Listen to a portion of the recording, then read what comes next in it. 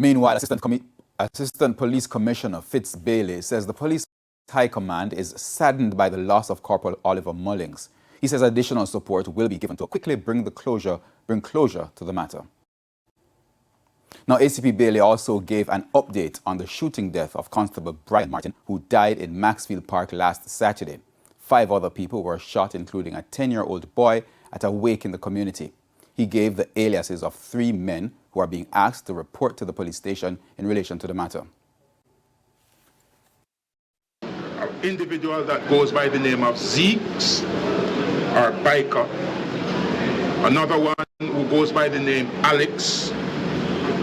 And the third one who goes by the name Aji or Ajiman.